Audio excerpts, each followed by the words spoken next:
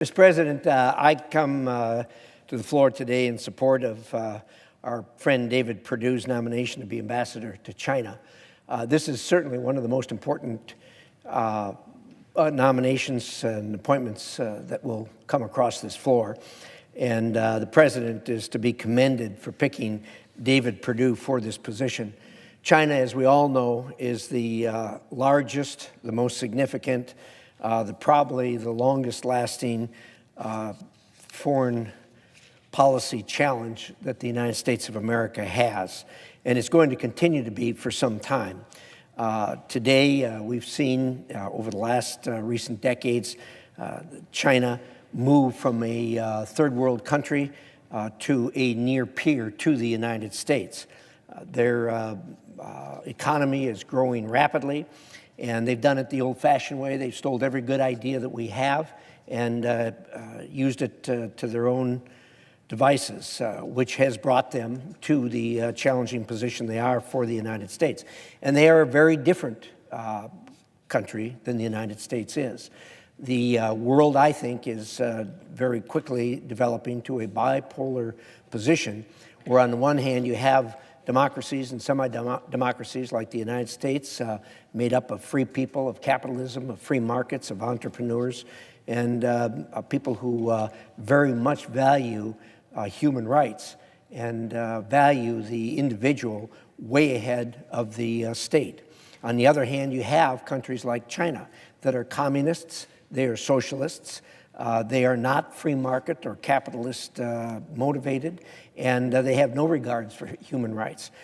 The best example of that is the genocide that they commit against the Uyghur Muslims in China, and the world pretty much looks the other way while they do human rights abuses that are way over the top. So, Senator Perdue, David, you have your work cut out for you. This is going to be a challenge as we go forward, particularly over the next 4 years. In addition to that, China has done everything it can to infiltrate the United States. Most people in America have no understanding about the tremendous amount and millions of dollars that the Chinese government pumps into our colleges and universities here in the United States.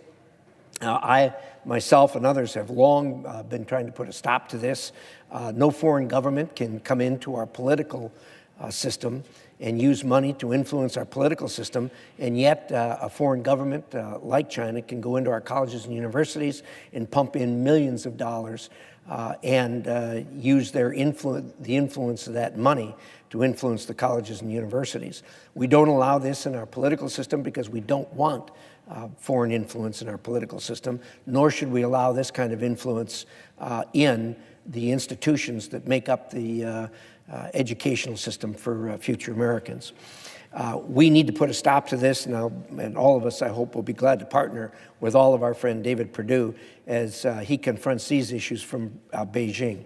In this administration and in his first term, President Trump demonstrated that he will be tough on China. He has to be. We need a strong leader like David Perdue at the front of our fight with the Chinese government to execute on President Trump's vision.